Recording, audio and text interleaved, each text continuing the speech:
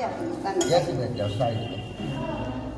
ओरछा के राजा जो थे उनका नाम मदकशाह महाराज था, वो कृष्ण उपासक थे। रानी जी राम जी की परम भक्त थी, थे कृष्ण उपासक, नाम था मदकशाह महाराज। रानी थी राम जी की परम भक्त, उनका नाम था कुंवर गणेशी बाई।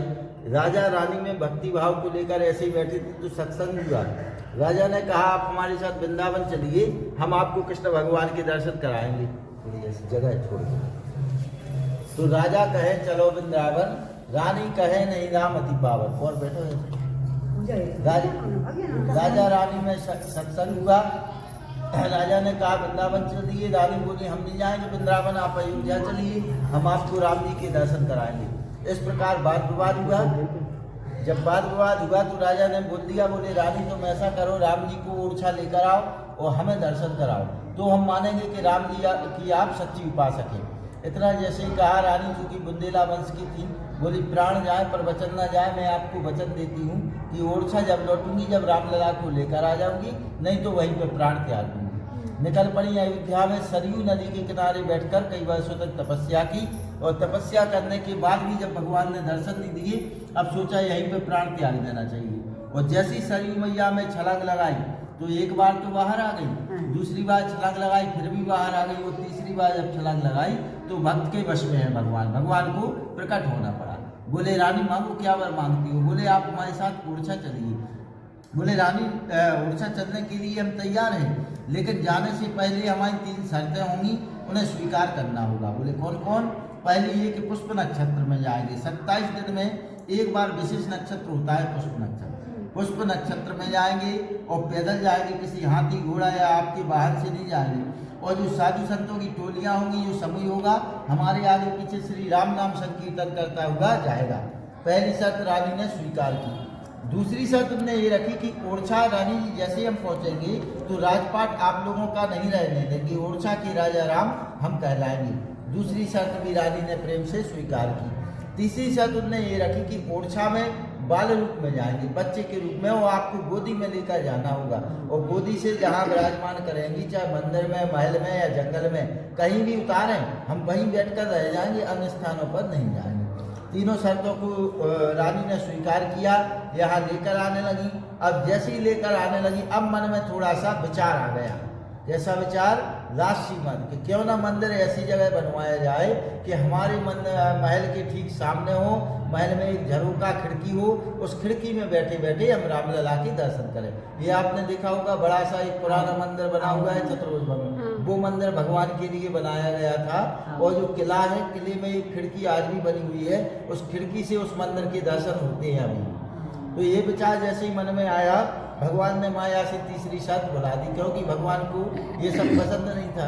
तो जैसे ही शर्त बुलाई तो रानी जी लेकर आई, देखा कि जो मंदिर बनाया जा रहा था वो भगवान ने चमत्कार किया, अधूरा रह गया, उस समय तक नहीं बन पाया। अब रानी बोली ऐसे हम गोदी में कहाँ लिए फिरेंगे, तो आनंद फानंद में उन्होंने अपनी रसोई में विराजमान कर दिया और शर्त को भूल गई। शर्त को भूलने के बाद जब मंदिर बनकर तैयार हुआ, प्रभु से प्रार्थना करी, बोले प्रभु चलिए मंदिर में। बोले रानी देखो हमने शर्त रख दी थी कि जहाँ एक बार विराजमान कर देंगी वहाँ से हम दूसरी जगह नहीं जाएंगे। आज भी राम राजा सरकार रानी जी की रसोई में विराजमान है। तो अब बात यहाँ की आती है, यहाँ की जैसी बात आती है, यहाँ कृष्ण भगवान के साथ में माता जानकी जी है, जबकि कृष्ण भगवान के साथ में हर जगह राधा जी होती हैं। लेकिन रानी जी जब यहाँ राम जी को लेकर आ गई तो ओरछा की कड़कड़ में राम बसने लगे। जैसे वृंदावन में राधे राधे होता है, यहाँ राम नाम होने लगा। ओरछा में जब राम नाम होने लगा तो राजा ने भगवान से प्रार्थना की, क्योंकि वो थे कृष्ण उपासक, उन्हें कृष्ण भगवान नहीं दिखे, तो उन्होंने भगवान से प्रार्थना की, बोले प्रभु आप हैं तो एक ही, राम कृष्ण दो एक है, अंतर नहीं निमेष, उनके नयन गंभीर है, इनके चपल विशेष, केवल नयनों का फर्क है। और हमें जब भी दर्शन देना तो हमें राम रूप में मत देना, कृष्ण रूप में दर्शन देना। राजा ने वरदान मांगा, भगवान बोले राजा ये तो हो ही नहीं सकता है। बोले यहाँ तो हम रानी का मान रखने के लिए राजा राम के रूप में विराजेंगे। जब इतना हुआ तो राजा उदास हो गया। भगवान के लिए राजा रानी रंग फकीर सब बराबर है। भगवान ने देखा कि जितनी रानी ने तपस्या की थी उससे चौगुनी राजा कृष्ण भगवान की भक्ति कर चुके थे। अब सोचा ये भी भक्त है वो भी भक्त है, रानी को तो वरदान मिल गया, अब इन्हें वरदान देना चाहिए। तो राजा को वरदान देने के लिए उनने एक स्वप्न दिया राजन को। बोले राजन तुम ऐसा करो, इस मंदिर में तो हम तुम्हें दर्शन नहीं देंगे, तुम एक अलग से मंदिर का निर्माण करवाओ जहाँ राम सीता की विग्रह तो होंगी, मूर्तियाँ होंगी, और तुम जब भी दर्शनों के लिए उस मंदिर में जाओगे हम बार बार तुम्हें कृष्ण रूप में दिखाई देंगे।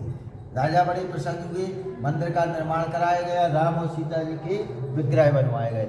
राजा जैसे ही दर्शनों के लिए यहाँ आए तो सीता जी ने तो सीता रूप में दर्शन दिए, राम जी ने तुरंत कृष्ण रूप धारण कर लिया। कित मुरली कित चंद्रिका कित गोपिन गौ साथ, अपने जन के कारण श्री कृष्ण भाई रघुनाथ। जब से राम जी यहाँ कृष्ण रूप में विराजमान है। इन चीजों का प्रमाण नहीं है, लेकिन यहाँ भाव का है। जैसे गोस्वामी तुलसीदास जी वृंदावन गए तो उन्हें राम जी नहीं मिले, राम जी नहीं मिले, हर जगह कृष्ण कृष्ण मिले, तो उन्होंने भाव किया कि प्रभु आप हैं तो एक ही, और उन्हें प्रणाम के लिए जैसे झुके तो किसी ने कह दिया कि अपने अपने इष्ट को नमन कर सबको। आप बोले इन्हें प्रणाम क्यों कर रहे हैं, आपके इष्ट देवता तो राम जी है। तब गोस्वामी तुलसीदास जी भावुक हो गए, उनने भाव किया था, प्रार्थना की, बोले प्रभु कहा कहो छवि आपकी भले बने हो नाथ, तुलसी मस्तक जब नवे जब धनुष बाण दो हाथ। तो वहाँ पे मुरलिया छोड़ के धनुष बाण लेकर दर्शन दिए, यहाँ धनुष बाण छोड़ के वो मुरलिया लेकर दर्शन दिए।